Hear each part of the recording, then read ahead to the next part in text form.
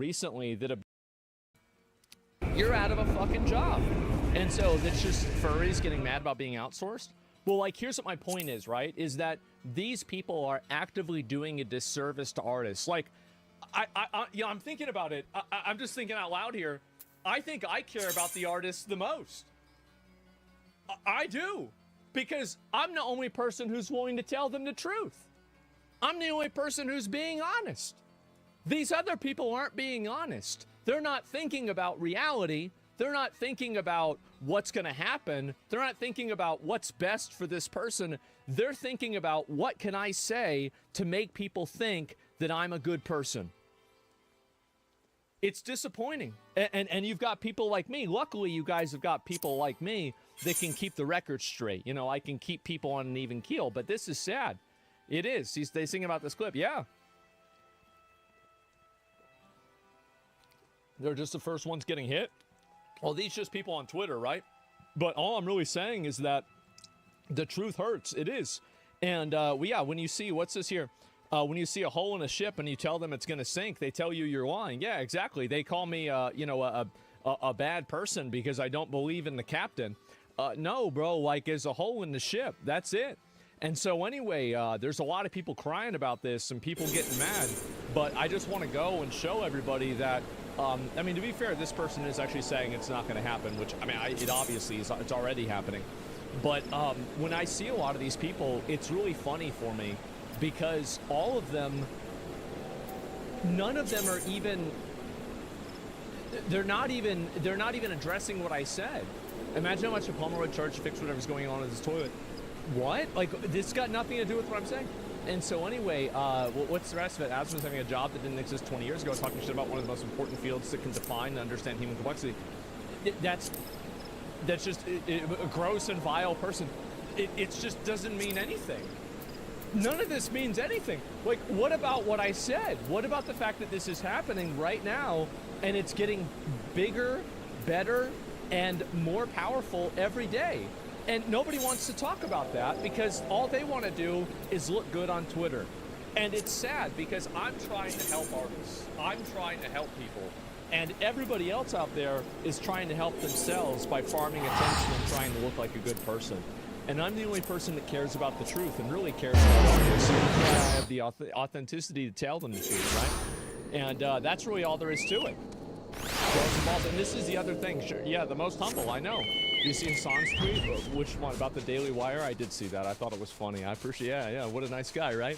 And they should have used ChatGPT for better responses. They should have. And it's disappointing for me to see this because, again, the real people who will suffer are the artists. And I don't want the artists to suffer, and that's why I'm telling them the truth. But unfortunately, these people care more about looking good than being good. That's it.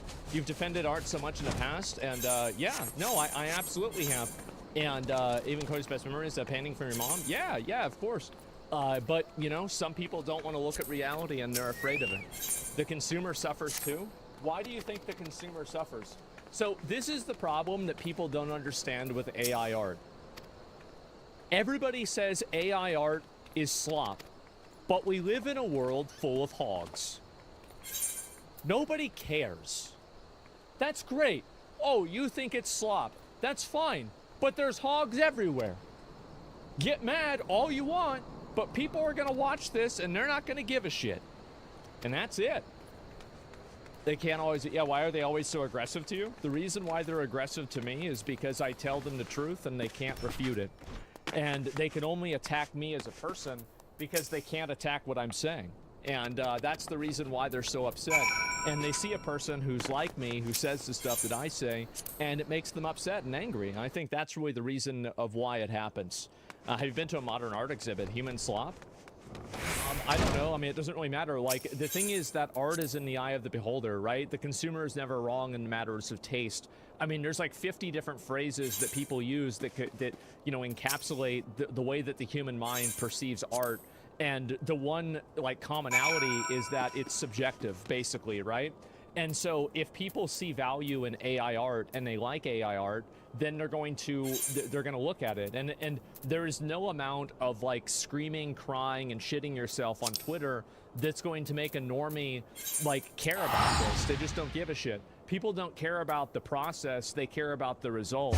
Nobody gives a shit that, you know, everybody here, oh wow, nobody likes slavery, but everybody has a phone.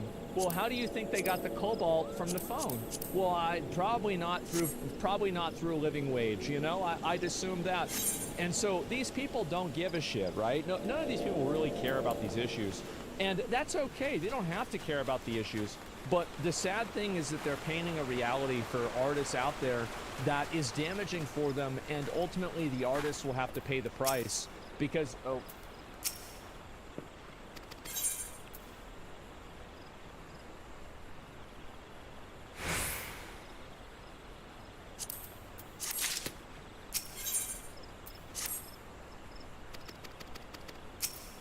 Had a little hiccup there. Not sure why. That just happens. I feel like it just happens every day, right? For seemingly no real reason, but yeah, we have that happen. I don't know why. I mean, it's a fucking 2-second lag spike, so it's not really something I'm gonna look into. But yeah, there it is. People collect Funko Pops. Slop will be consumed. Yes, people collect Funko Pops. Are Funko Pops really that much better than AI art? I mean, I personally don't think so. So yeah, that's it. And yeah, it doesn't like you post out. Yeah, exactly. And he'll work itself out eventually. Yeah, it will. And it's always the same time. No, it's not the same time. That's the problem. And anyway, so a lot of people are unhappy. Coming from a guy being homeless, internet cut off. These are all like, it's just nothing to do with what I'm saying. It's easy to say that when he acts like it's short cartoons. AI is coming for video too. Of course they are. Absolutely, completely disagree. Artists are going to be valued more for creativity than execution. That's okay. If you think that AI can't do execution in different, or sorry, creativity in different ways, you're delusional, right? If you use AI to create art, then you deserve to be in jail for stealing, as far as I'm concerned. You don't really believe this. You don't want, like, okay, then let's take your taxes and pay for that. Oh, well, that's different, right? Okay, well, we don't really mean this, do we? No, of course not. And this is the problem that a lot of these people have, right? It's a shit take. It is. It's a shit take. And the problem is that people like this, it's all virtue signaling. None of it's real. Nobody really cares about this. It's just a bunch of people on Twitter looking for likes. And the moment that this stuff hits the mainstream, and it already has, by the way, nobody's going to care about it even in the slightest. And that's the truth. Yeah, look at his portfolio if he saw any other styles. Well, I don't know about styles or anything like that. And taxes, how about no? Don't jail me, bro? Yeah, I think so.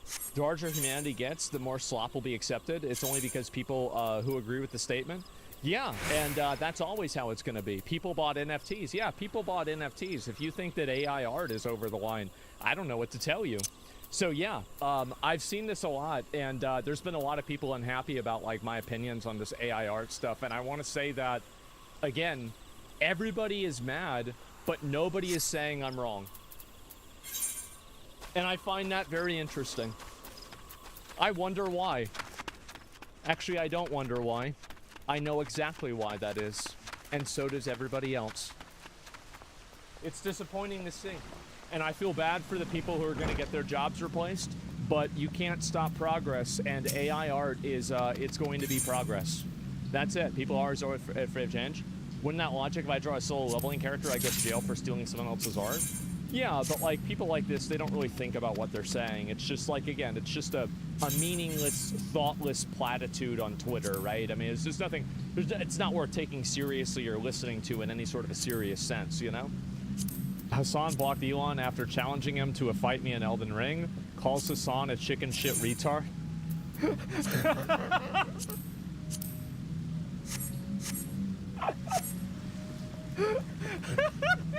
Context. You can tell a lot by Ubisoft with how much money they're throwing at terrorist platforming streamers. Hassan is a fraud. Sellout would be more accurate. Objectively, he's promoting a terrible game just for the money. Just because it's terrible. Yeah, he is doing it for the money, right? I mean, like, and I have no problem with people doing things for money. There's nothing wrong with doing things for money. I think the reason why people criticize Hassan for doing things for money is that he's a big advocate of, like, you know, socialist policies and everything. When you see a guy that talks all the time about how society is unfair, about how wealth inequality is a big issue and complains and is a big socialist. And this is a person that lives in a multi-million-dollar house, has tons of designer clothes, wears tons of jewelry, and lives a luxury celebrity lifestyle. There is going to be a lot of dissonance there, and that's a really tough pill to swallow for an average person. And hopefully, I'm sure he'll see this. Hopefully, he understands, I get where you're coming from. I understand it. But at the same time, you have to look at it from the point of view of just your average Joe. Your average Joe sees that and he says, well, if he thinks this, why does he live like this? And again, I've defended him with this stuff.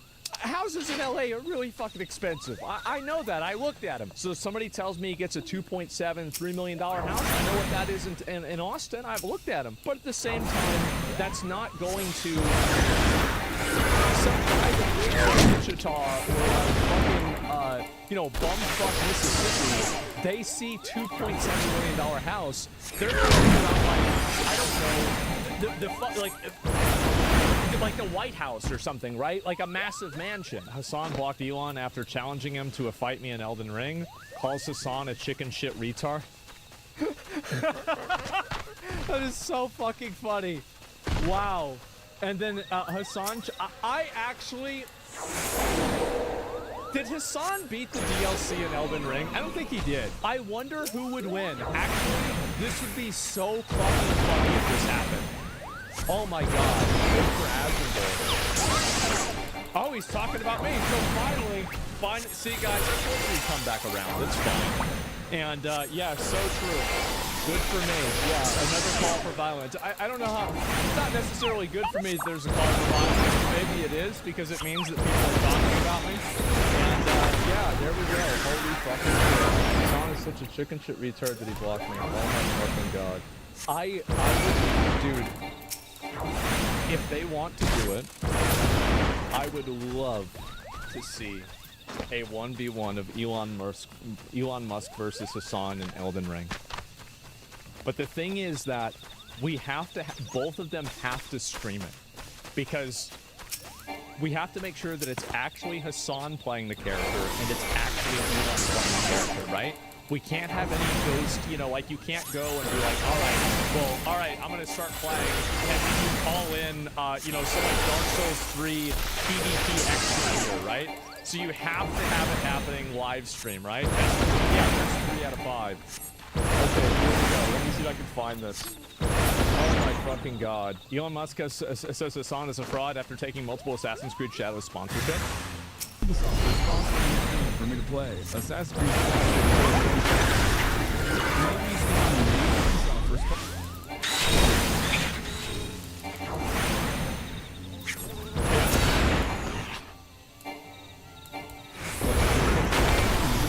President. The literal president. Current president.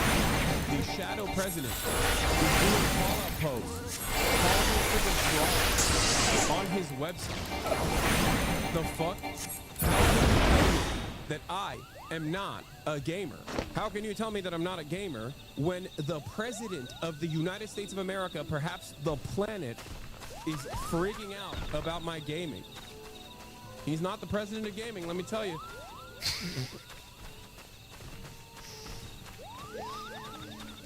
Okay, let me go back. There's more. He posted that I blocked him. This guy is such a fucking loser. I can't believe it. I can't. Oh my god. I'm gonna have Grimes really on again happening? on the Yeah. broadcast. You keep this shit up, Elon. Grimes on the broadcast. I'm gonna have your daughter on the broadcast. Keep this shit up. Keep it going. I'm gonna interview everybody. Okay? I'm the lone blue sky buddy. No, this is the whole thing. Hassan is never going to go to Blue Sky. He's too popular on Twitter.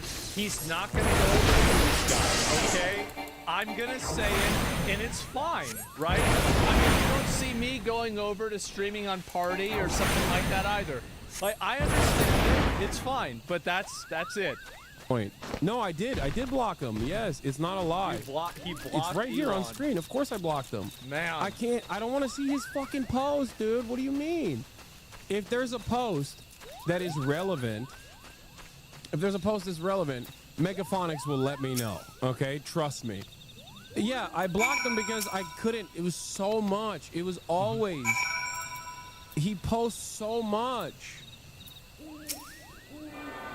He constantly fucking tweets, and he's such a narcissistic man-child that it's just unfu- I can't believe he called Hassan a chicken shit retard. Oh my god. Oh my god. Fucking bearable. It's unbearable. I constantly see his fucking dumbass posts.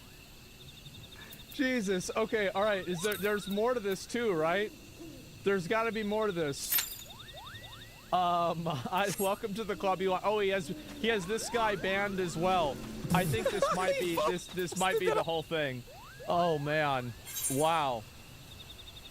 Okay, well, look. I am more than willing to organize a 1v1 in Elden Ring, okay? Like, that would be such a great fucking show. Look at Hassan's page. Did he do another one? Well, I don't know where it is. He responded to Elon and offers Elon to come on stream. I blocked you because you bought this website and force everyone to see your tweet 7,000 times a day. Come on stream if you're such a big man. Oh, man. That would be funny as fuck, bro. An Elden Ring showdown in the Coliseum. Oh my god. Oh, I would love this. It's happening live? Yeah, I would love to see it, man. And who do you think wins it? I honestly don't know. Actually, guys, this is the perfect time to do it. There's the poll. Let's see what you guys have to say. Ask Rock. You know what? I'm going to do that. That would be so fucking funny. Let me ask his own AI. In an Elden Ring 1v1, who would win? Elon Musk or Hassan Piker?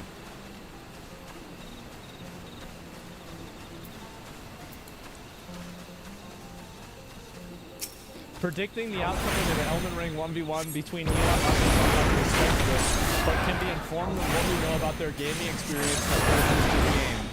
Elon Musk has publicly shared his Elden Ring build, which became infamous for its unconventional and suboptimal choices. His character at level 111 leaned heavily. Okay, so this is Hassan, on the other hand, is a true streamer with significant gaming experience, having streamed Elden Ring extensively. He did.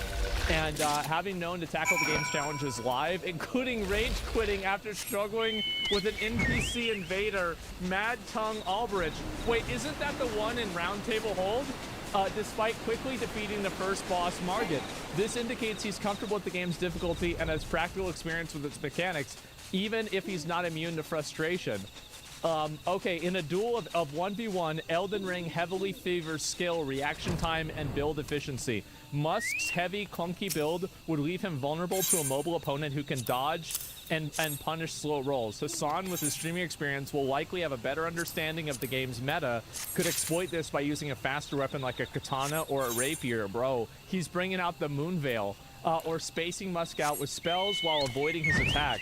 Musk's high intelligence and spell slots could pose a threat if the hits land. Given these factors, Hassan Piker would likely win. His practical experience and adaptability as a streamer give him an edge over Musk's quirky, inefficient build and questionable combat prowess. That said, it'd be hilarious spectacle Musk's fat rolling into Hassan's blade while tweeting about it mid-fight. Man.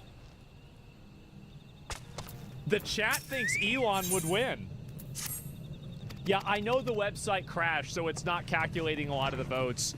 That's just what happens, because there's a lot of people that are going to go on it, and that's how it goes. That's how it is. Oh my fucking god. So 70% of the people think Elon would win. Dude. The best outcome would be if Elon won and it gets exposed later in like a Carl Jobs video, like 2 months after the fact, that Elon actually had a secret shadow gamer that was next to him, and Elon had his hands on the keyboard and mouse, but his keyboard and mouse actually weren't plugged in, and it was a secondary monitor feed from somebody else next to him, and it wasn't actually him playing the game. So Elon won, but it wasn't actually him. That was, by the way, the most cinema fucking thing that could happen. Oh my god. Yes. That would be fucking unreal. Yes, I know that. Yet someone using Neuralink to trick us? Yes. And the AI assistant Elon would using his shit build in the I don't know if listen, I have not seen. Let me see if I can find this. Like, I haven't seen Hassan fight Mesmer, and I haven't seen Elon fight Mesmer. So, and PvE is not the same as PvE. I know, but if you can't beat Mesmer, you're probably going to have time, right? But yes, if they want to do a 1v1 in Elden Ring, I think that would actually solve this problem. I would love that, and hopefully it happens, right? I didn't know about this. There's been somebody making a lot of videos about me. I'm not going to complain about somebody unless I can get them all the way. And so I bide my time. I wait until the opportunity is right, and then I take advantage of the opportunity. And I enjoy it. I love it. Ah, bro, this nigga really think he a Death Note character. Lil bro, you're not like Yagami. Sit your ass down. So over the past 5 days, they've released 4 different videos about me and Asmongold targeting us for all kinds of crazy reasons. It's their content nuke. And normally I don't react to smaller channels because I believe they just want the attention, but in circumstances like this, I do feel comfortable reacting because I don't believe the extra set of eyeballs on their channel will benefit them in any sort of a tangible way because their opinions are just that bad. So what we're going to do here is react eventually to this video, which kind of sums up everything that's going on, and also they're kind of having a breakdown over the abhorrent like-dislike ratios on the previous 3 videos. And to give you context before we head into the final video, we're just going to quickly go over the first 3 videos right here and kind of give you a sense of what we're dealing with. So, video number 1 in this series. Asmongold is unironically bad faith. Another bad video about me. They make an entire video in bad faith. And you can see the like-dislike ratio. It's not What great. a surprise. 20 likes, 200 dislikes. And this is, you know, a video that neither I or Asmongold have reacted to yet. So this is just the market reacting. This is the video out in the wild. It's all natural right now, and it's still doing that badly. And with this, you know, there's a lot to break down. But again, for brevity's sake, let's just see a small portion of this video where essentially they're criticizing me and Asmongold for talking about various issues like USA ID as well as Gamergate and things like that. So Talk, walk, and babe. Yeah, they tell you everything to do. These are the people that want to tone police you. They want to tell you what words you can and can't say. For the record, these are the same exact people who cry all the time about black people and women appearing in their video games. The same. Bro, this is that retard on Twitter that keeps saying this over and over. They keep saying this. That's not even what it was about. That was never what it was about. Oh my god. Wow, what a surprise. Same goofballs who cried about a black samurai in an Assassin's Creed video game. Regardless, here we see another way that implications are veiled through layers of irony and purposeful vagueness. Nobody.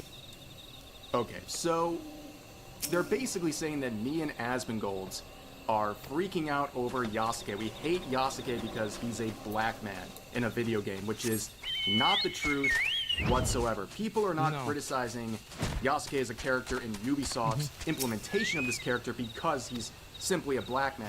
They're doing it because Ubisoft, through their own actions, have made a very dishonest portrayal of this historical figure while also claiming they are historically accurate and they respect Japanese culture. Meanwhile, They're claiming he's a samurai when that is a very highly contested claim, and their only real source for that seems to be Thomas Lockley, who wrote a 400-page fan fiction about Yasuke with no empirical evidence that has been absolutely dragged by other Japanese historians. So, yes, people have a problem with Yasuke as a character in this game, not because he's black, but because of the way that Ubisoft has implemented this character. You can see a totally bad faith argument that anyone who watches our videos... Everybody knows that, too. Like, that's exactly what it is. And that's why everybody downvotes videos like this. It's because people make up bullshit, and they start with a premise that's just totally fucking untrue.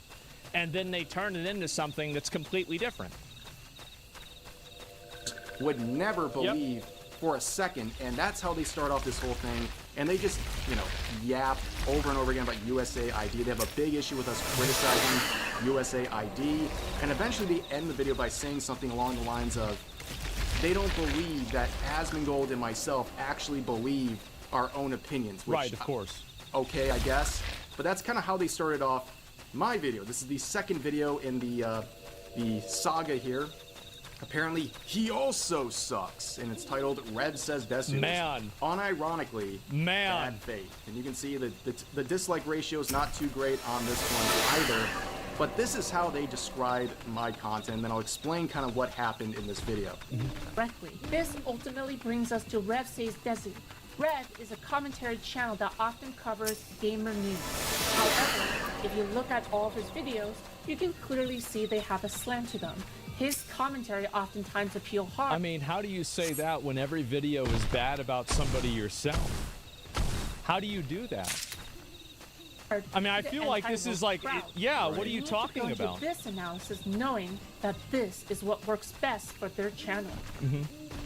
Okay, so this is the class. Yeah, so this is what I find to be, this is what's so stupid about this, is that, yeah, obviously they're going to do something that's beneficial for their channel just like you're doing. It's so weird for this. Classic argument people make. Yeah. They basically say if your videos get views, you must be doing this negative self-awareness. in a very exactly. inorganic way, that you're grifting or you're doing something like that. I make these videos because I care about these topics. It's not just to get clicks. If I wanted clicks, there's other topics I could talk about that don't come with daily death threats and unhinged people constantly complaining about you. Okay? I talk about these things knowing some of the backlash I might get because I enjoy these topics, especially Their channel when is just shitting on people, but they accuse you of only shitting on people? Of course. Involves gaming. Now, we also see what she's reacting to here, and she spends the entirety of this video reacting to a video I uploaded back in December, where it's titled, I criticize the gaming industry, now YouTube is silencing me.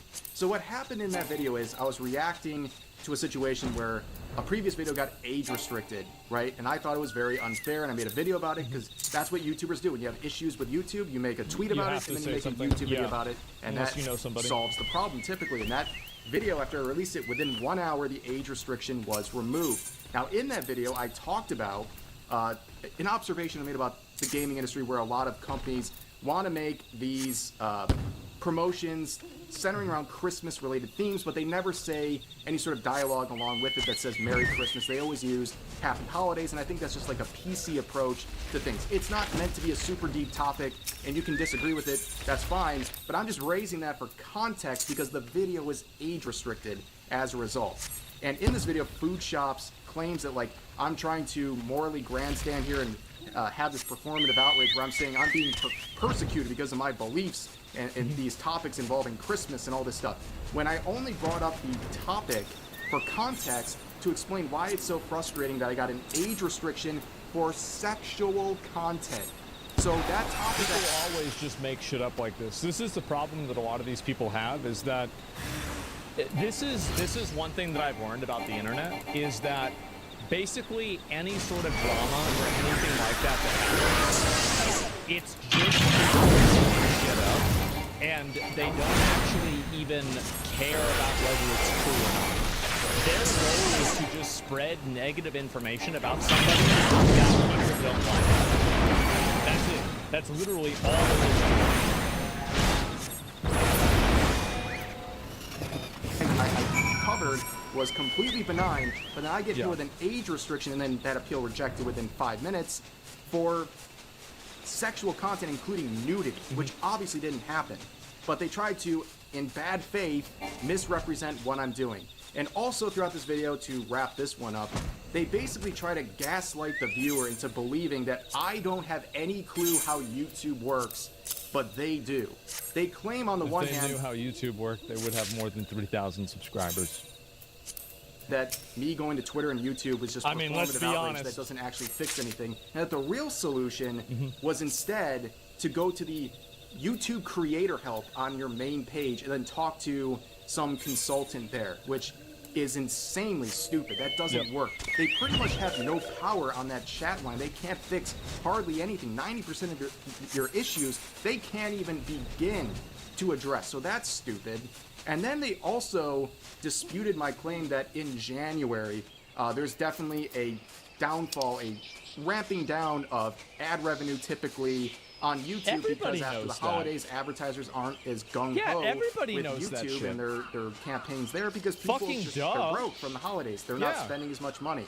That's something that any creator who's been around long enough recognizes. It's a pattern. It doesn't affect everyone the same, but it's definitely a pattern that exists. In fact, I know at least 2 different circumstances where PewDiePie took the month of January off, and one of the reasons is that videos and ad revenue just didn't perform as well, and he'd rather save his content for the next month and take a break during that time. But basically, that's what they yap about for this whole time. A bad faith argument trying to gaslight people about things that just aren't true. But then we get the third installment of this saga. Asmongold messed up big time. Oh my god. Bro, where do these people come from? It's over. Now, I can't even, criticize this too much. This is definitely a title and thumbnail I would make, so I can't say too much about that. But, again, 24 likes, 139 dislikes. This video is talking about USAID, and Asmongold's reacting to a decoy voice.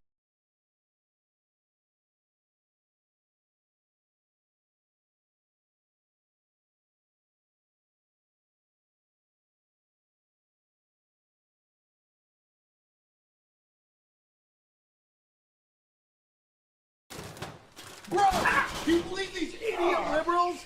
He's acting like a bunch of stupid homos. Yeah. I mean, they're f***ing nuts. Freaking out about every little thing Trump does. Yeah, they do. They're acting insane. Dude, and having their fragile little feelings hurt because Ukraine sucks and Tucker Carlson's awesome. Stop. What? Would you just stop this?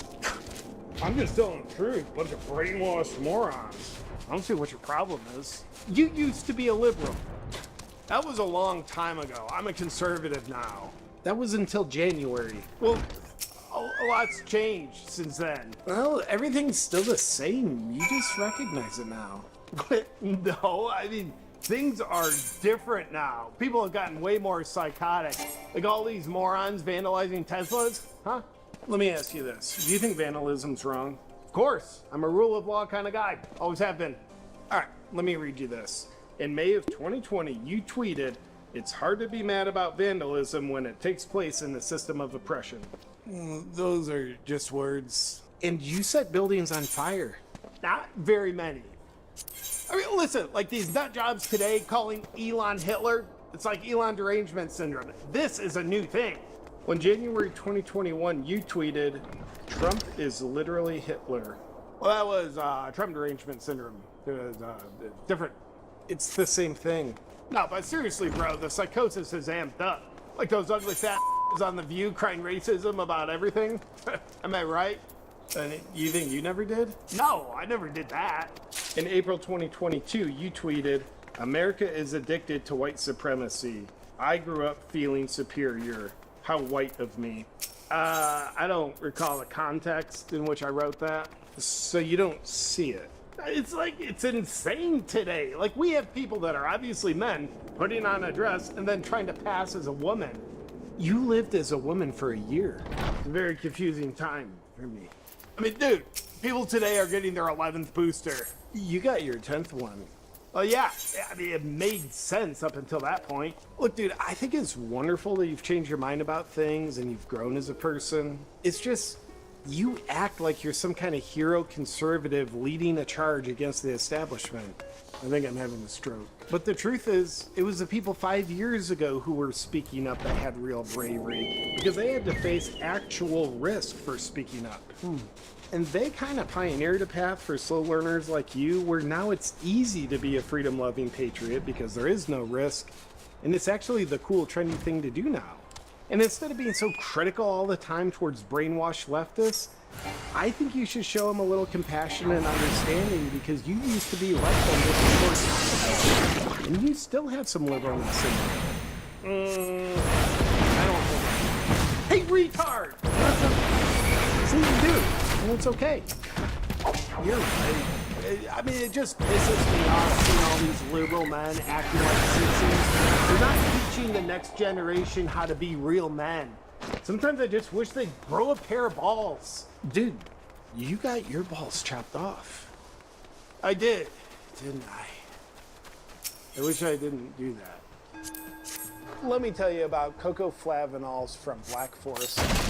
Flavanols are compounds celebrated for their health benefits. They reduce the risk of cardiovascular disease, they improve heart health, boost nitric oxide production, and focus. All things that us freedom lovers need and want. But rather than me explain flavanols, I'm gonna let world-renowned scientist from Harvard, Dr. Lee, explain it. Studies have been done to show that the flavanols in cocoa stimulate stem cells to come out of your bone marrow like bees in a beehive in your bloodstream, and they go out and they find wherever it needs to be repaired.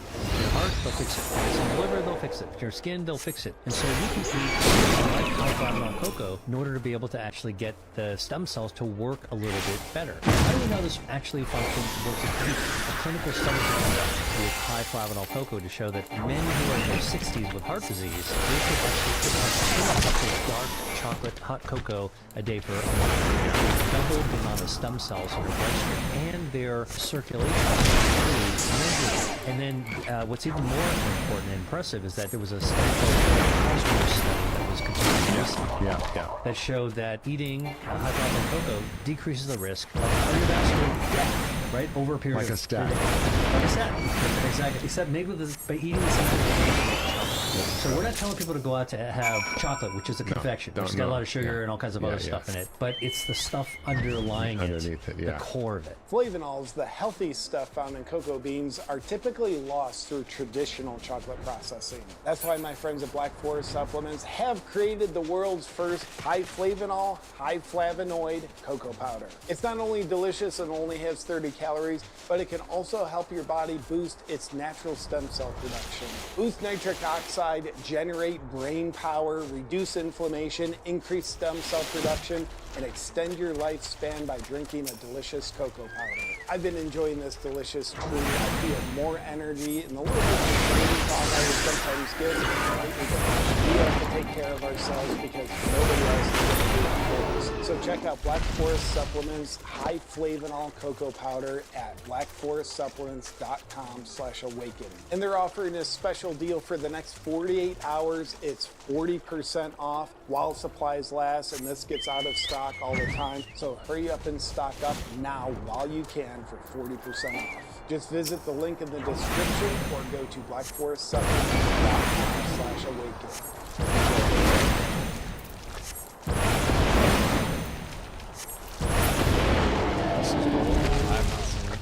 I'm scamming a scammer today, but I won't know if my plan works until the end of this video, because as I'm recording it, my plan hasn't really come together yet, so we'll find out what happens. But win or lose, the point of this video is to tackle one of my biggest pet peeves, which is scammers calling out other scammers to make themselves look good. I guess... this is always what happens, by the way. It's like the fat kid in class makes fun of the fatter kid in class. You're like, oh wow, you're so fat. Like, yeah, I'm not like you. Logic is, oh, I can't scam you. I call out scams. And what kills me is that it actually works. People fall for this all the time, and it drives me crazy. So today, I want to flip the script on one of these people and attempt to have a scammer call themselves out. It's like Inception, but for con men. I like We this. could call it Conception. Ooh. Dylan Dennis is an MMA fighter famous for two things: cage fighting and not fighting KSI. But on Damn. December 23rd, he decided to be famous for a third thing: calling out the scammers. He writes in a smart tweet, guy. "Damn, Logan Paul is a scumbag. Feel bad for everyone he scammed." True, brother. Of course, I was going to really disagree with this, so the likes rolled in. Yeah. But what Dylan doesn't tell you is he Yeah, also it's like shitting on Logan Paul is like 3 likes. has a history of scamming people on Twitter. And what Dylan didn't know is that there was a detective watching him. That detective was not me, actually. I wish it was me. It was my buddy Zach XBT on Twitter who said, "Damn, Dylan Dennis is a scumbag. Feel bad for everyone he scammed." And then Zach showed some tweets of Dylan promoting obvious scams, which then rug pulled. Now, Wait a second. I was gonna tweets of Dylan Check out Squid Game 2.0. promoting obvious scams, which then Ooh. rug pulled. Now, I was gonna kind of leave it there, a little nice Twitter dunk, but Ooh, it got oh me thinking. man. You know, deleted scam tweets. It's going so low that they had to use like the little fucking superscript for how many decimal points it would actually have, how many zeros there would be. They couldn't all fit on the page. Are the internet equivalent of roaches in your house. Oh. In both cases, if you see more than one of them, there's a lot more you don't see. So I reached no, back out probably to Zach not. and I said, "Hey, good tweet, but I want to find out how many scams exactly this guy has promoted." So Zach started digging through the garbage bin of deleted tweets, and he found out pretty quick there were a lot more, but I feel like we needed. So How many? I love that. Yeah, it's like, so how many scams does this guy have? How many do you want? There you go. Yes, we're yeah. gonna go back to him at the end of this video, but right now I had a big to show this full scheme. I needed not only a number of scam tweets, how much we got paid for all this stuff, for these scams. I started looking through the blockchain. I couldn't find anything, so I needed a social engineering approach to figure out how much he got. I wanted to trick him into giving me the amount. The rough idea was to approach Dylan and say, "Hey, I created this dumb NFT project that's completely fake. How much would it cost for you to promote it?" He gives me an answer, and I see. Okay, so yeah, this is a framework for it. That makes sense. price. But of course, I feel like he actually knows who I am, tweeting about my Crypto Zeus theory. I can't contact him directly about this. I needed kind of someone who could reach out on my behalf, who looked like he would be serious about selling you an NFT collection. Yeah. And that's when I thought of my buddy. This is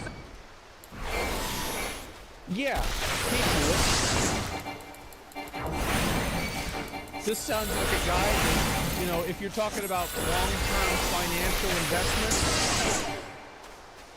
there's your man. a guy who's actually really sweet in real life, but his particular profile on Twitter says NFT salesman 100%. So I contacted him to contact Dylan on my behalf. And I told him to say, "Hi Dylan, I'm launching a crypto NFT platform called sour.gg and was wondering what your rate is for an Instagram story post or Twitter post for promotion. We can provide all the marketing copy. Please let me know as we're trying to launch relatively soon." Now, damn, Brock got this that was at 9 in the morning. Yes, as we respond, let me explain that sour.gg, that website is not a real crypto NFT platform. Nothing in this video. You cannot buy crypto for this. I want to be super clear as we talk about this. Not only that, the actual website we sent it to is just a landing page for one of Oompa's candy businesses, but it kind of looks well, it's a candy business or an NFT. Like this could be an NFT right here. Look at this stupid little monkey on the right side. Yeah, I would see this. Like this is something that if it was still the year 2021, people would be investing millions of dollars into it. Absolutely. a little NFT like. They're like, there's like this little purple monkey thing in the corner. Oh yeah, that's so I worth thought at it least was $500 Dylan, grand. and I was actually right. Because Dylan immediately responds with, "Want to do a tweet?" And then I love this next part. "What is it?"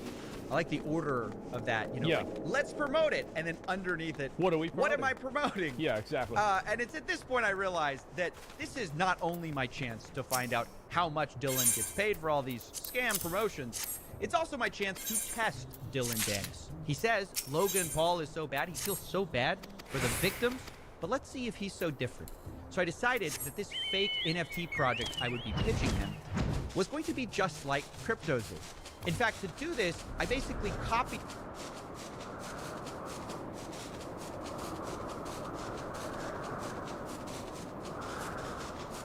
Oh, no.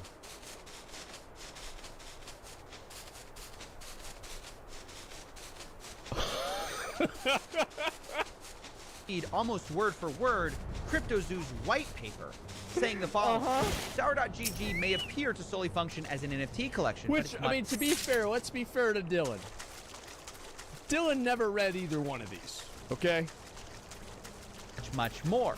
Sour allows users to earn sweet tokens that are openly traded via a yield that is based on the rarity of a given candy NFT. But just in case you didn't think it was obvious enough, I decided to leave Dylan one last hint. Okay. I signed off with a nonsense statement saying, quote, come obtain fun friends, enter exciting zones, indescribably lush. Look out, adventurer. Now, that sounds like a like an AI-generated advertisement for a video game. this is a sentence which means nothing. Yes. Unless you lay it out by the first letter of every word. And then it spells CoffeeZilla. So...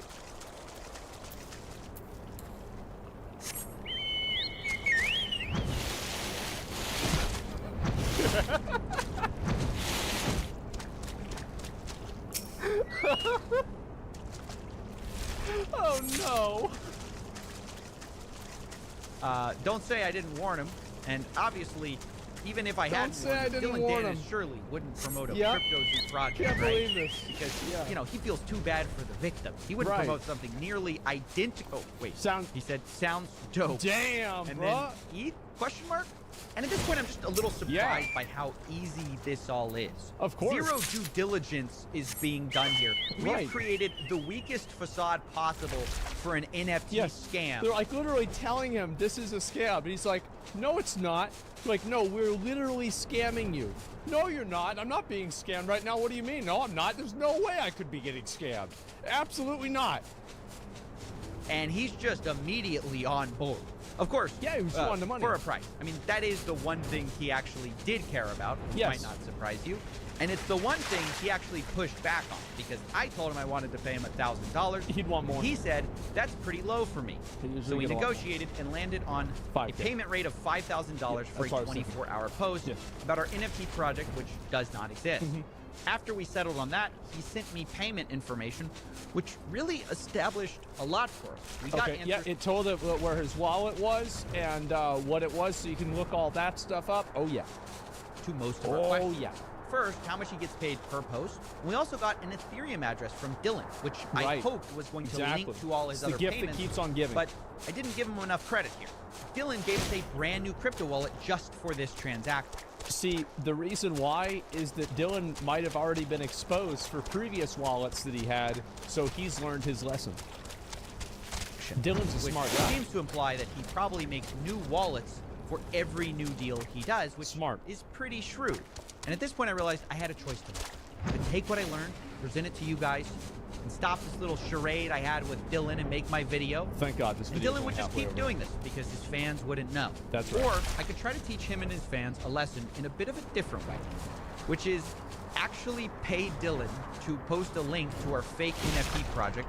But the twist would be, as soon as he posts that link, it will become a website dedicated to every scam tweet Dylan Dennis has ever done.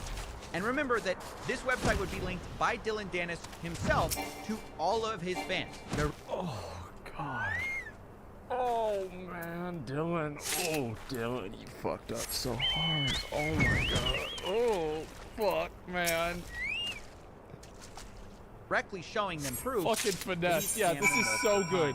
We'll figure out how many times again in just a second, but I first want to say, I thought about this a while because this plan has its own risks. I mean, the number one risk is that Dylan just doesn't post and steals my money. Yeah, that's And then possible. the number two risk is, well, what if he finds out we duped him and then immediately deletes everything? We don't get our money's worth. Exactly. So to remedy that, because I really wanted to do this plan, was to structure the payment so that I paid him $1,000 up front, but didn't pay him the rest until he kept the tweet for certain periods of time.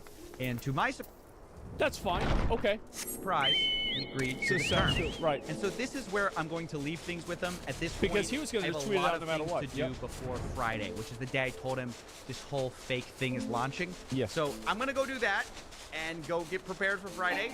I will see you guys then. Okay, let's see what happens. Damn, that $10 million studio really doing work. Good morning, ladies and gentlemen. Hope you slept well. I didn't sleep much at all. We're working really hard to get this whole thing figured out. So I'm just in the apartment right here, and we're going to just get ready together here. Because I got a lot to tell you guys. We don't have time at the studio to get it all done, so I got to prepare you here. Let me just set the stage for you, though, for what's happened since I last recorded. Number one, we created Sour's NFT documents. Wow, those are great. Private That's 10 grand. That's what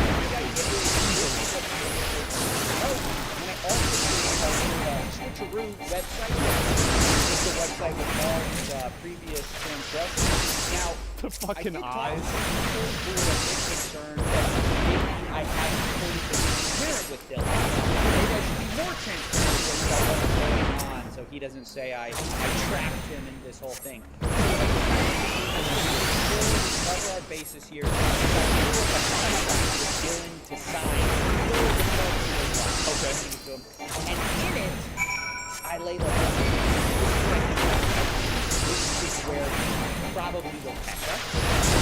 In black and white, I lay out a whole thing. So it literally says, like, you're going to be the butt of the joke. It says people aren't doing due diligence. It says that we're going to be switching the website to show his prior promotions. So we Yeah, I can tell you how this ends. He didn't read it. Garen fucking teeth.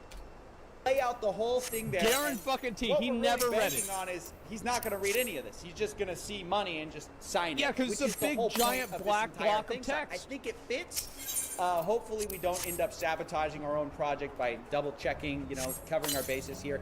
But either way, that's what's going on. Also, ZachXBT finished finding all the scams of this guy, so we're going to go back to the studio. Ooh, that must have taken a while.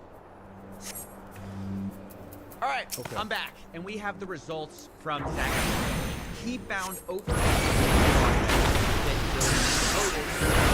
Holy shit! Just got this crazy game 8 NFT. Excited about this one. Fire. Remember the coin Shibanu who made 15 billion market cap and ended up on Binance? Turns out he has a son. They released exactly 1 year after Shiba. Check out Mini Shiba. It's gonna be huge. The best coin I've seen lately. They reward you for every hour just by holding baby ETH. Oh my god. How could so many people be so stupid? Tried deleting where many of them were rug pulls and scams. It was at this point just gave up looking for more because there were so many. Not financial So we added advice. those to the website, but I'm sure many of you are also curious about what's going on with Dylan Bannis. So we're gonna go check back in with our liaison Oompa because at this point the whole thing is set up and it's all just resting on whether he does any due diligence or not. Yes. Let's see what happens. He doesn't. Tell us where we're at with Dylan. Okay. So he seems to have taken the bait. There's one final step. Obviously, we have to get him to make the tweet. You just sent $10 to him, right? Just to I wanted to bait him so that we can send the contract, and he's gonna be like waiting for the money. What now? I mean, is he responding? He said sounds good, and then shortly after he said got it to saying that he got the $10 we sent as a test for his transaction. Yeah. Now comes the actual moment of truth. We're about to send the contract. Oh my gosh. Sending it. All right, and then I'm sending the drive link. I mean, we've sent the contract now. We're just waiting. We're literally waiting. I wonder what's gonna happen. Dylan. Oh, I agree, bro. I agree. What an idiot. That's right, ladies and gentlemen. Of course. And you might How notice did anybody not that we weren't expect this? actually able to use DocuSign and get his signature because Oh it was my experiencing God. outages at the moment, the actual website. But we were able to just have him do a written agreement in Right. DM so that he Okay. agreed to our terms. I And although agree. it was very shocking that he actually did it, I have to be honest. It was here that the pressure really... Why would you be shocked by this? He wanted $5,000. I mean, I'm pretty sure it begins and ends right there. Yeah, he read it in 3 minutes, too. Yeah, exactly. Of course he didn't read it. He's like, yep, yep, sure, for sure. I've done one of these before. ramped up because It's an at this easy point, 5K. I paid Dylan $1,000 and now we're just waiting for him to post. And I'm really worried that what if he reads the document in that time and realizes what's going on? Oh, no, he's not But going to do that's that. when Dylan gave us a lucky break. Yeah. He also gave us a few curveballs. Yeah, he's like, Okay, big news, boys. A little update. Ahead of schedule. By the way, my part, I cannot take this. I was already telling Oof, I was like, we have to do this because I'm not ready. I cannot take all this suspense. And Dylan texted us, hey, should I just go ahead Should I and post tweet? it now? So we're just going to say yes. Go ahead and tweet. Go ahead. Refreshing now, I guess. See what he Sure, says. should I do There's it? been so much work that goes into this. You guys didn't see this off camera. Dylan starts talking about You where's guys your have a community? community? So we have to whip up this community from no Wait, what's start this gonna talking say? Most sometimes extreme, most hard engagement, you know this. about where's your community. So we have to whip up the community from no You have to make a Twitter account. Twitter profile, we have to buy body followers. Yep, smart. I've never been so excited about this. There it is. I can't believe he did it. He actually did it. He just I would have believed What? it. What? I can't believe it. What can I say? He's not an idiot. He just wanted $5,000. Yeah, that's all. Promoting his tweet, which literally spells out in first letters the word scam.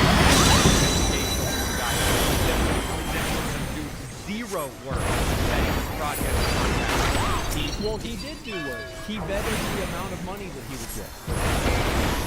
So he focused on the part that was important for him, and he made sure that he got. If you enjoyed our first high effort investigating journalism like this takes a long time, but I think you'll agree it's worth it.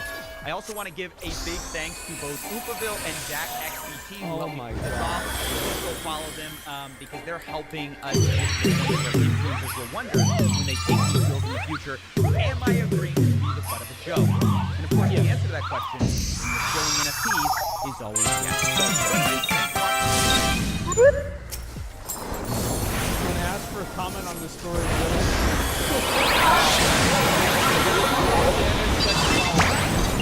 complete lie. He changed the website completely and lied about the project that he was describing. Literally, completely changed the original website or deleted it.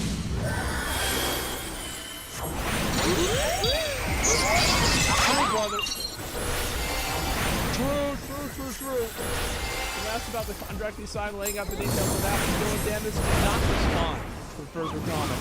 It makes sense. He literally completely changed it. It was not that website. It was the other website. I did how the fuck?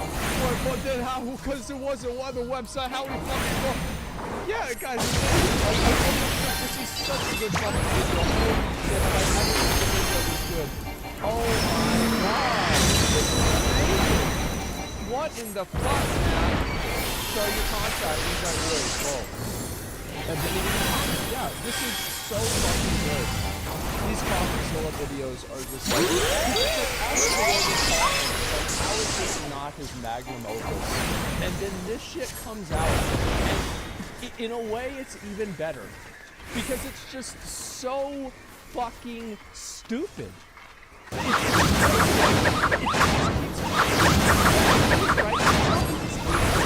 Yeah, if you guys like watching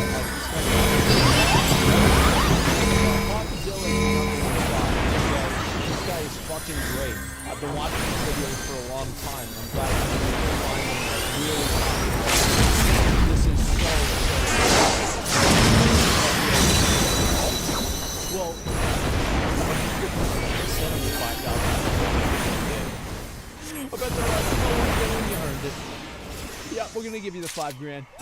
You're a good boy. Yeah, there you go. 1K probably. Yeah, because he might have deleted it. Maybe that's it. Worth it though?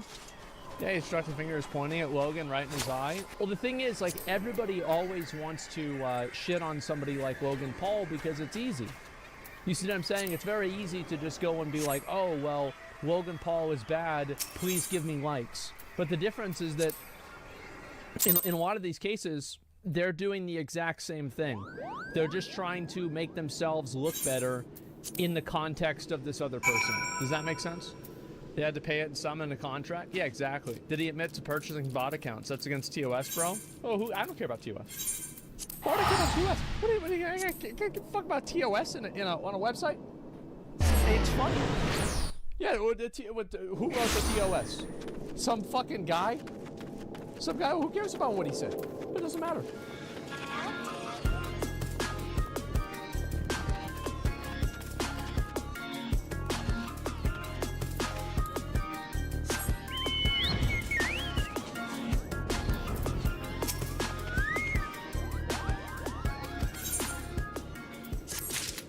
Twitch's biggest con artist was exposed, and I'm here for the forensic analysis. Look, the crime has already been committed. It's already been confessed. So no, it's not already been committed because he's not done yet, because he's not banned. He can very easily commit more crimes because he's not banned.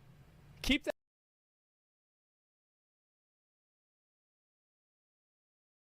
The Snow White explosion is still imploding like a million suns over at the House of Mouse. The aftermath of this catastrophic failure has begun to crystallize into its final form as nothing seems to be going well for either Disney or the star of this film, Skinwalker Rachel Zegler. There's a lot to go over here, so firstly, we got this.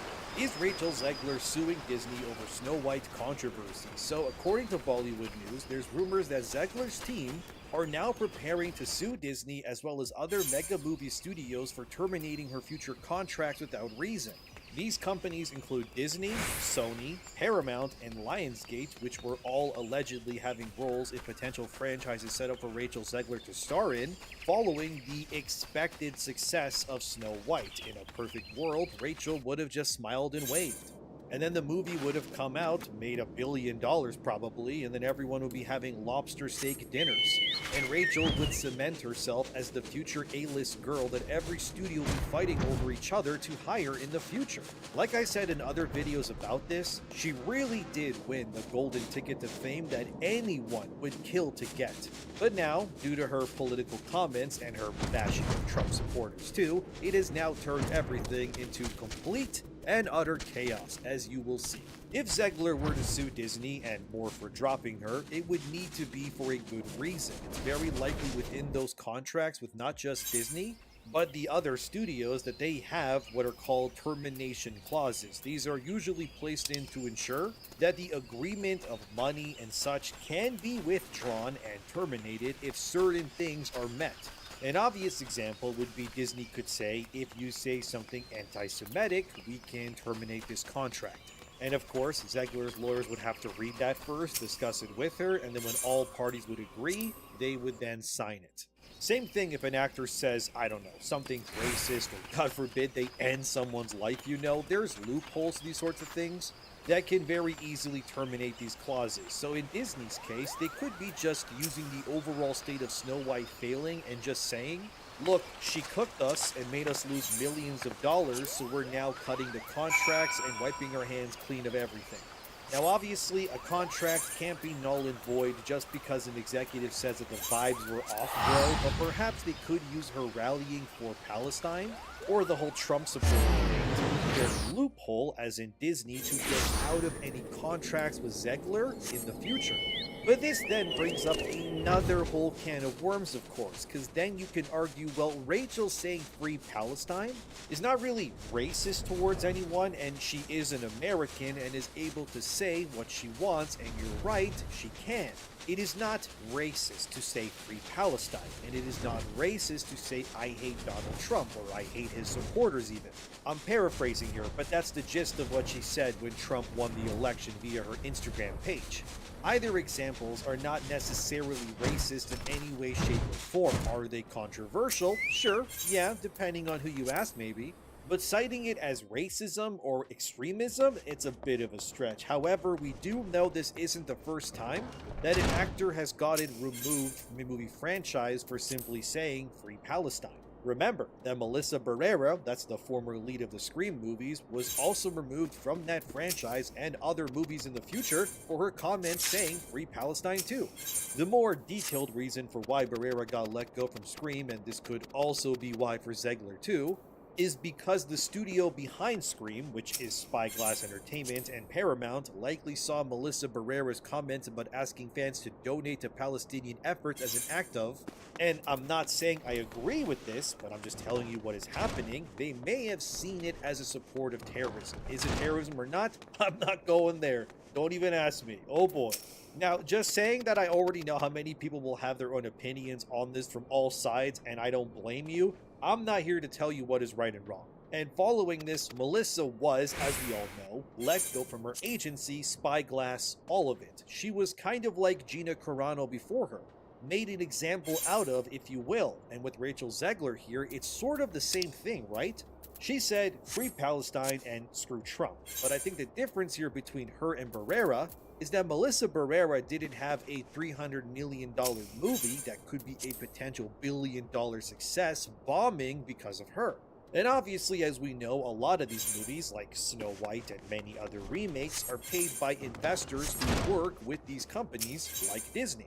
They pool their money together, spend it to make something. It succeeds, hopefully, and then the investors get more money back and everybody is happy.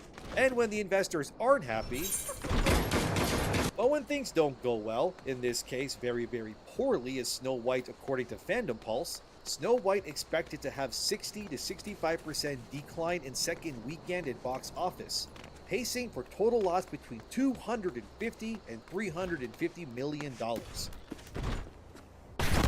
So currently Snow White has made abysmal money for how much it has actually costed to make.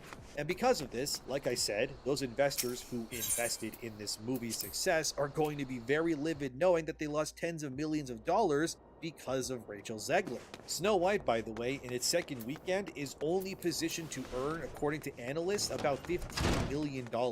And when you compare to its already abysmal $54 million that it got in its opening weekend, I don't think you really need to know much about how Hollywood works to know how little that is when you spent over $300 million making this thing. Man, that's a lot of money. What's going on?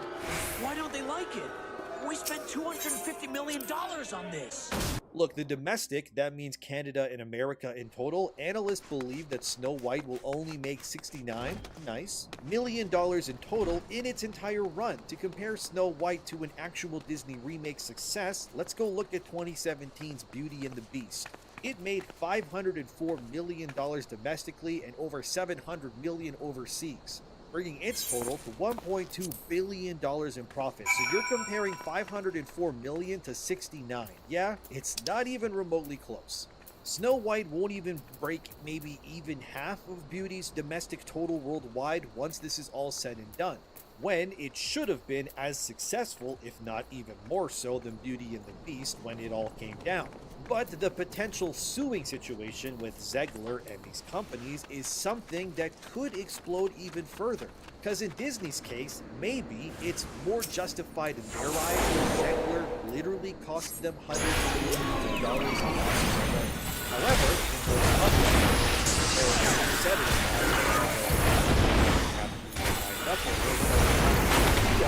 is that we're all having just two things. One is that don't want their own Snow White situation. Which I mean, Snow White, nobody likes to use their hands at the box office. That's a history joke for you. I'm not going to Google the history.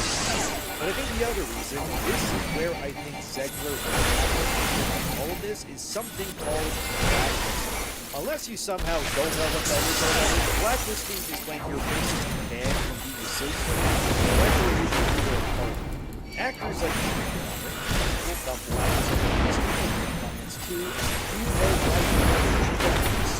Disney for that very same reason.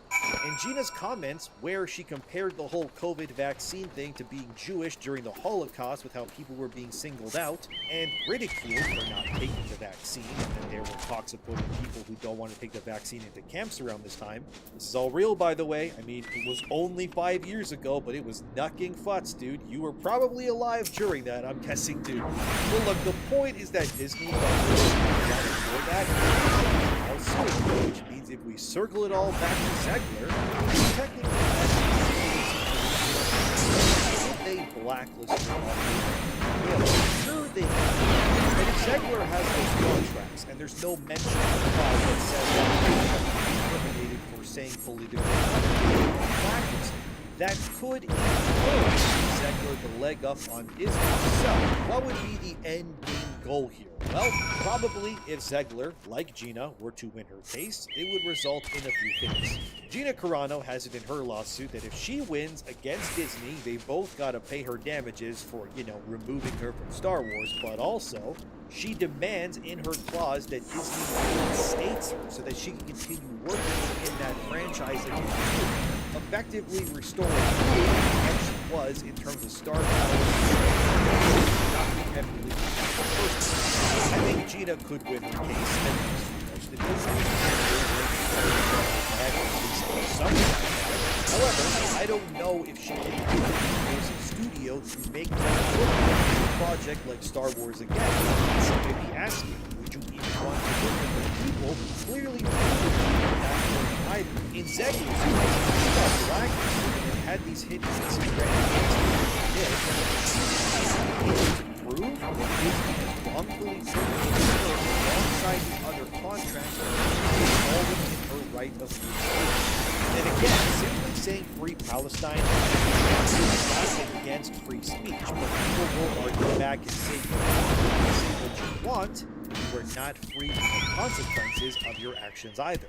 But this is the thing, right? It seems more as you look on social media, especially that people are pointing out that Zegler is being blacklisted less so for the Trump speech, but much more for the whole freeing of Palestine instead. The gist of it is that many fans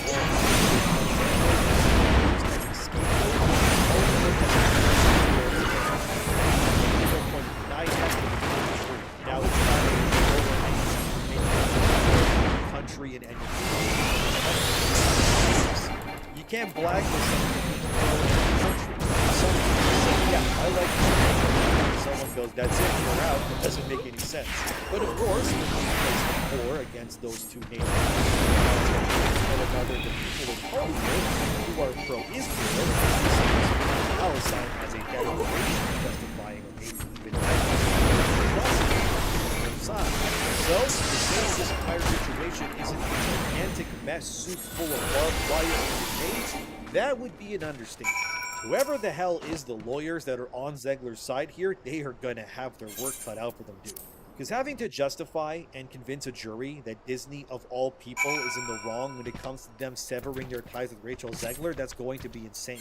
I would wager, personally, that Zegler will likely not pursue legal action once all the potential avenues are weighed in. Because for one, Disney, as you know, has a lot of money. They can lawyer up for decades and just kind of wait out Zegler, and by then the problem will be so removed from the public consciousness, who knows if people will even care or know what's going on at that point. I personally don't think that Zegler will go through it herself. But however, if Gina Carano has been able to go further with her case, it stands to reason that Zegler could, in theory, do exactly what she is doing right now.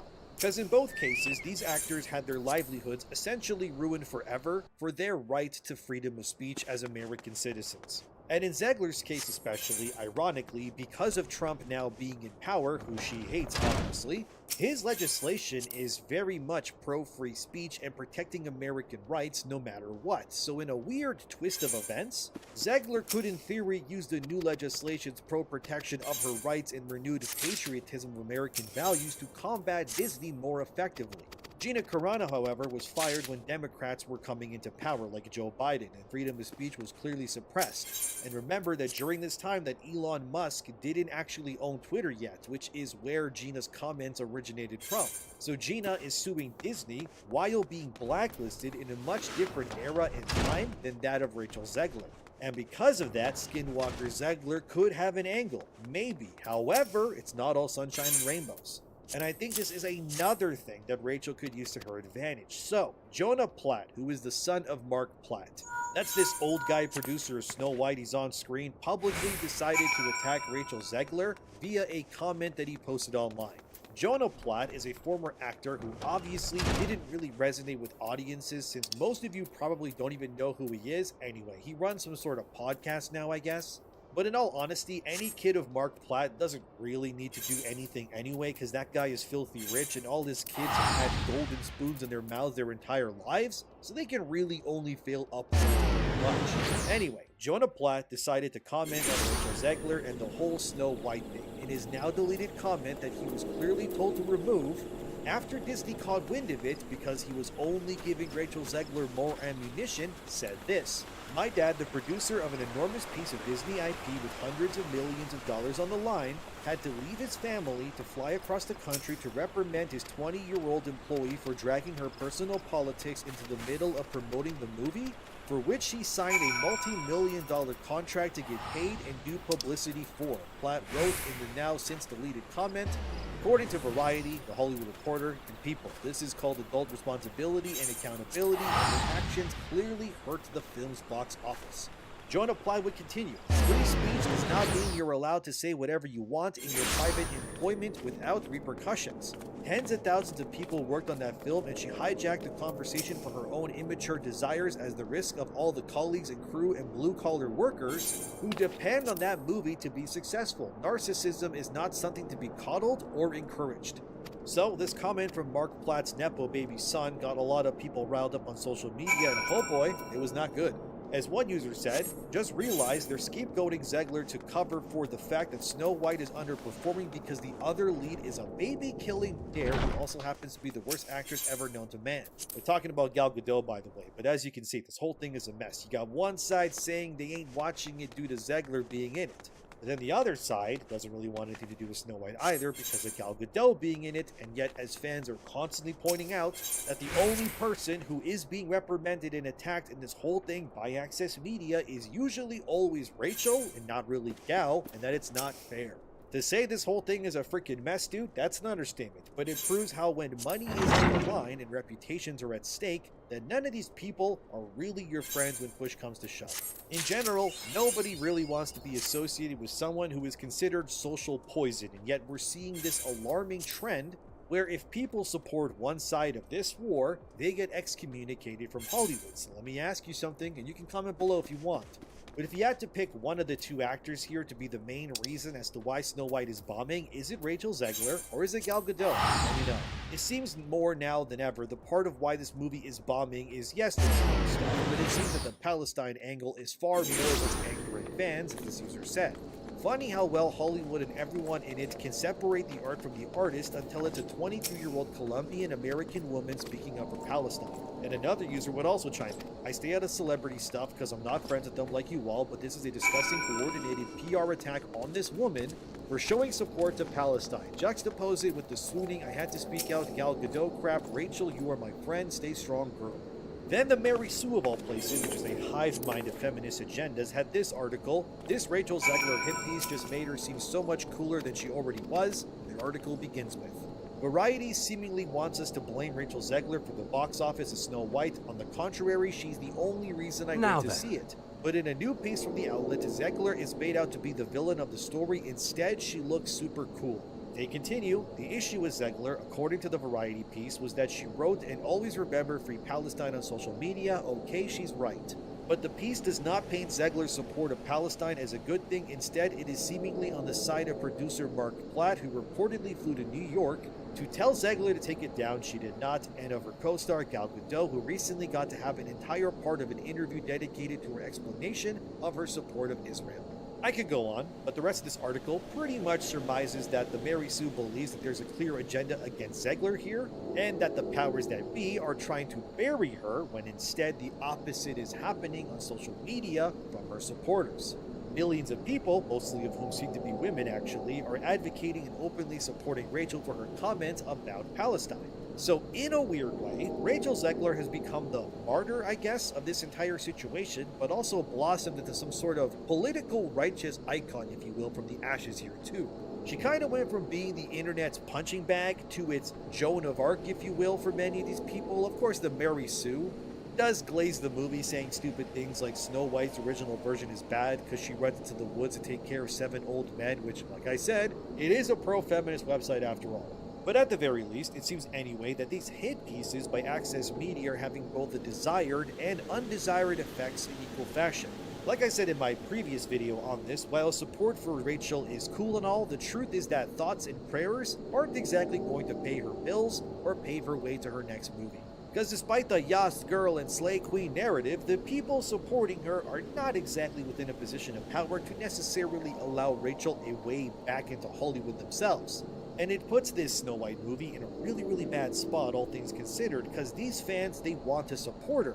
But if they support the movie, they're also supporting Gal Gadot, who they consider to be quite literally their evil queen because of her political comments and, where she is and all that, supporting the other side of the war. So in turn, nobody supports the movie, it bombs, and now everyone involved kind of leaves its disaster stained in some way by it. Meaning, while sure liking a post on X saying Rachel was right is a sign of support, I guess, ultimately none of this will technically allow Rachel to thrive in Hollywood going forward. I do think, to play devil's advocate for a second here, that I do believe that actors need to just keep their opinions to themselves. However, some have pointed out, which I found interesting, is that recently Florence Pugh actually also just advocated to free Palestine as well via social media, and she's the lead in Disney's next Marvel movie, The Thunderbolts. As you can see here, Florence Pugh posted the story about No Man's Land's co-director being attacked and abducted for his movie about Palestinian people, which he won an Oscar for. The director, named Hamdan Bilal, that's this guy here in this photo, was abducted and nobody heard from him following his Oscar win. It turned out that he was abducted by Israeli settlers and was beaten by them as well. He has since been released, probably due to the story going viral everywhere, and he is safe now. But this then opens another can of worms. Will Florence Pugh now get reprimanded for supporting Palestine the same way that Zegler did? I know the simple answer would be that people need to keep their movies and politics separate, but it's clear that these days, that activism is just, well, it's just as important to many of these people as their roles are too. And that a lot of these younger actors especially, they feel like it's their duty as public figures to champion social causes and raise awareness. But it's clearly doing just as much harm as it is good, but maybe to some of them, it's worth the smoke if it means people become more aware. Like I said, Zegler is currently being eviscerated by the Hollywood media. That's just a fact at this point. And I think what this will do going forward is only continuing to divide and widen the cavern, so to speak, between the fans of these sorts of movies and the producers who make them. We're now reaching a point where political activism has become the #1 de facto thing that most young people care about these days. But at the same time, it also seems like many of them are not willing or are completely unaware of the ramifications that come along with said activism once things have been said and stuff has been done. So I guess another question for you watching, do you think it's good that actors like Rachel Zegler, Gina Carano, Melissa Barrera, or now Florence Pugh are voicing their opinions on these subjects? Or should they all just shut up and stick to reading their lines in movies and that's it? I think in the future this issue, if you want to classify it as that, will only continue to worsen. And as more incidents in the world inevitably happen, no matter our best interest, actors will probably turn to activism regardless.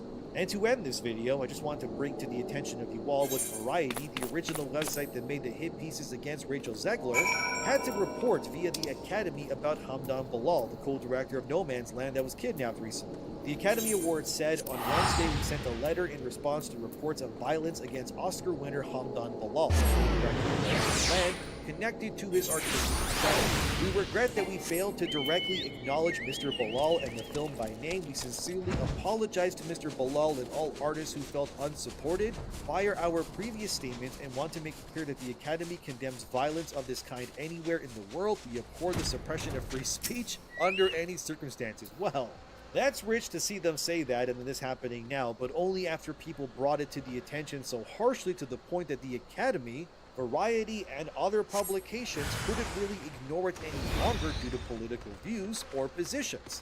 But I do think it's safe to say that this story will get more complicated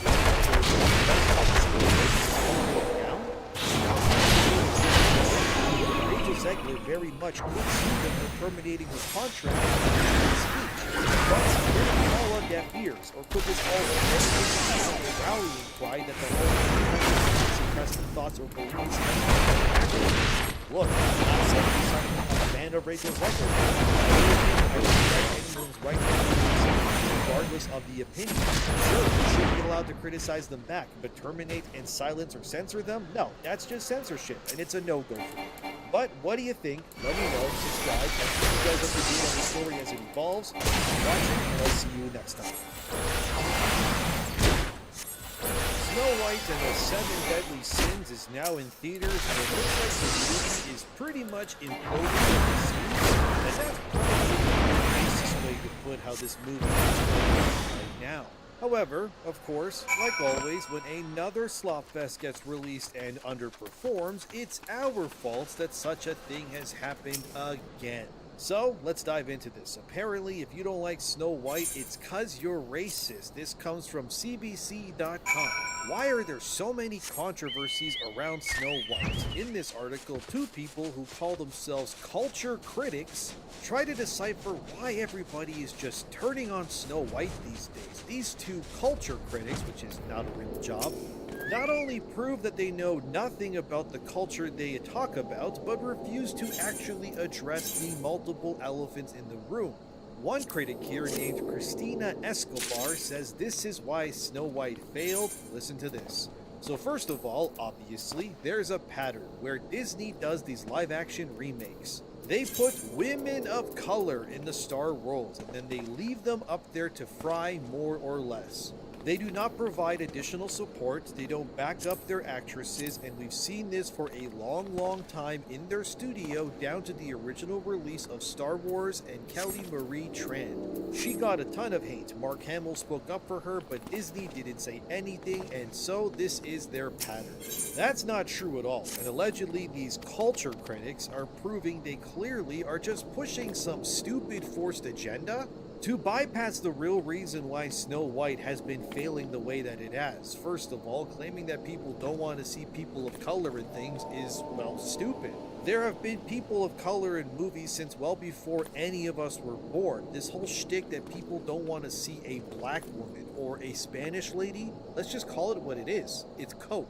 It has everything to do with how these actors treat their audiences and how they respect their roles. The reality when it comes to Snow White is that they've done none of that here with this movie. We already know that she's called Snow White because she now survives a snowstorm. Like, okay, I live in Canada. I survive snowstorms all the time here, yet nobody congratulates me about it. Secondly, and this is obvious to anyone who's been following Snow White as a story for a while now, it's clearly Rachel Skinwalker Zegler's fault as to why this movie has been failing the way that it has. She's been openly attacking well over half of the United States with her comments for years now. Like where Zegler wrote this on Instagram that read, "May Trump supporters and Trump voters and Trump himself never know peace." And then she called him to abandon X and all of that and said F Donald Trump. Like, here's the thing, right? It's never a good idea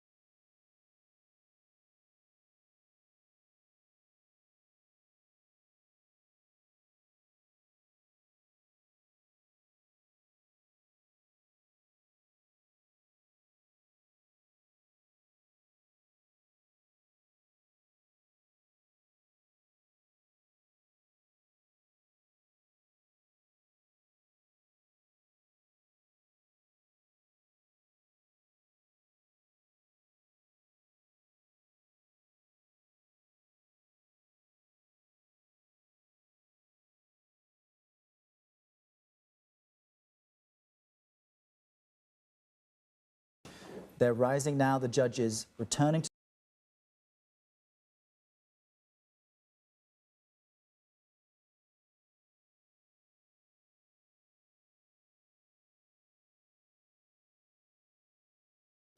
They're rising now, the judges returning to the courtroom. Let's listen in. All right. Shall we try this again? All right. Let's do that. All right. We're ready for the jury.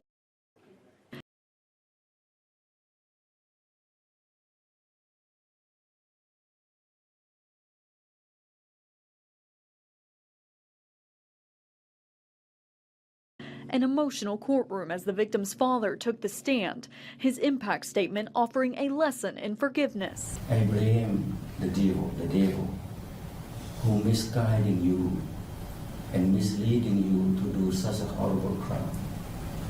No, I don't blame you. I'm not angry at you at all. Relford was sentenced to 31 years for his role in the killing of Salahuddin Jitmood. Officials say Relford came up with a plan to rob the pizza delivery driver. Jitmood was stabbed to death at an apartment on Trent Circle in April of 2015. I forgive you on behalf of Salahuddin and his mother on the act of involving to kill him. The judge, also overcome with emotion, called for a recess, only to return to another heartfelt statement, this time from the suspect himself. This time, lady, Lord, I thank you for your forgiveness. There was only uncontrollable sobbing as Relford and Jitmood's father embraced one another, proving that sometimes kindness does prevail. Covering the news in Lexington, Lindsay Piercy, LEX 18 News.